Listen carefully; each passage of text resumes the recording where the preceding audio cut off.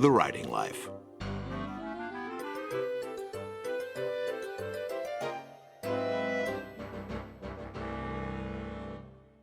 The Cliché Expert Tells All by Frank Sullivan, 1936.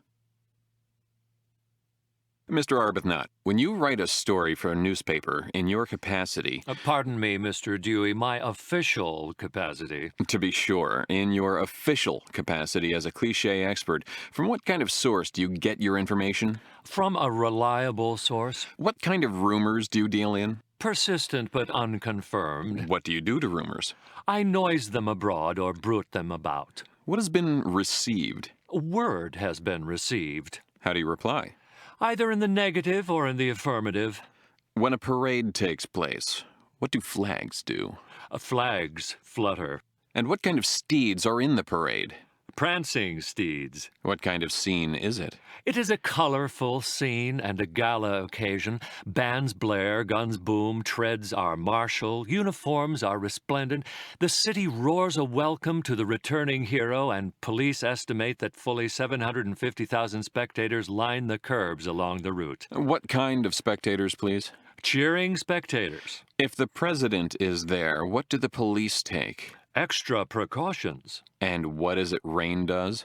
Rain interrupts the festivities. Mr. Arbuthnot, what happens at railroad stations on holidays? Well, there is what our Society of Cliché Experts likes to refer to as a holiday exodus. I mean to say fully 1,500,000 pleasure seekers leave the city, railroad officials estimate. Every means of transportation is taxed to its utmost capacity. I see. How are flowers arranged at a wedding? Tastefully. And what does society do? Society turns out en masse. Why? Because the bride and groom are popular members of the younger set. How about the first marriages of the bride and groom, if any? They terminated in divorce. What kind of couples get married? Happy couples. What kind of parents have children? Proud parents. To what point do happy couples often come? To the parting of the ways. Mr. Arbuthnot, tell me, to whom are testimonial dinners given? Pardon me, Mr. Dewey, but testimonial dinners are never given. They are tendered. Thank you for setting me right on that. I hope you don't think me rude or overprecious. Quite the opposite. You see, I feel rather strongly about the cliché because I've devoted a great deal of time to perfecting myself in its use. I do think that if one is going in for them, one might as well get them right down to the last detail, mightn't one? You know the old saying, whatever is worth doing at all is worth doing well. And a world of truth there is in it, too. You said a mouthful, Mr. Dewey. So that what I mean is a testimonial dinner is tendered, and it is tendered to a valued guest of honor. At the testimonial dinner, the guest of honor receives what our society calls a token of esteem suitably inscribed. The guest of honor tries to express his appreciation, but is overcome by emotion. Thank you for a concise summary of the testimonial dinner situation, Mr. Arbuthnot. Now, how about meetings? What happens at meetings? Oh, plans are formulated, arrangements are made, initial steps are taken. How many kinds of citizens are there, Mr. Arbuthnot? Our society recognizes only one kind, prominent.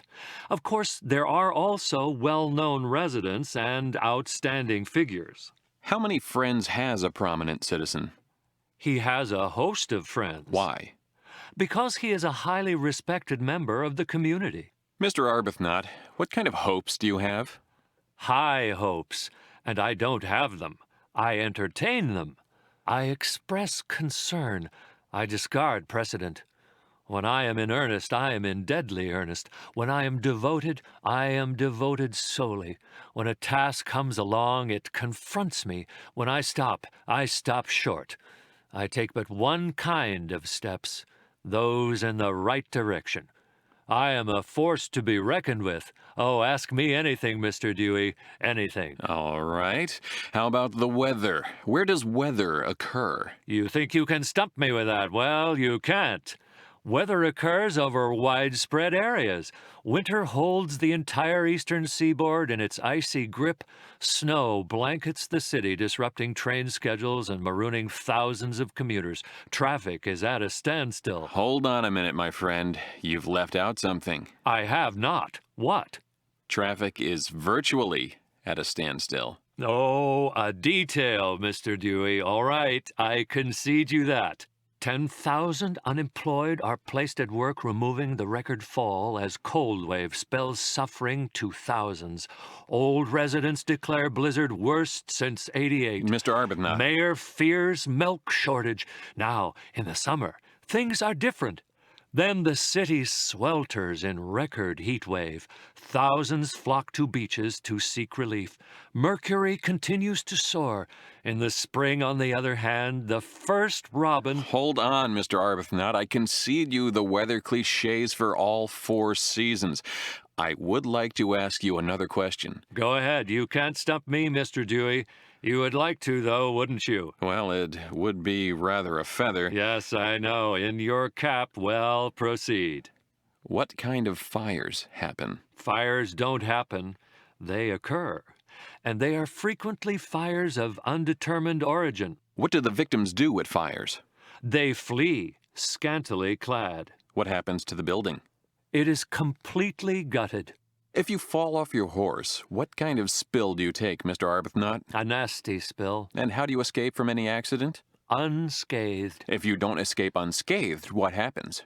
I sustain cuts, contusions, and abrasions. Or maybe I suffer a fracture. What kind of fracture? A possible fracture. How do they get a doctor for you if you have a possible fracture? Our society recognizes only one approved method by which a doctor may be got. He is hastily summoned. And the ambulance? The ambulance responds. Well, Mr. Arbuthnot, I must give you credit. You've passed through the ordeal of this cross-examination in a manner nothing short of admirable. I congratulate you, sir. Thanks, Mr. Dewey. You know what I am, don't you? No? What? I'm a foeman worthy of your steel. Goodbye.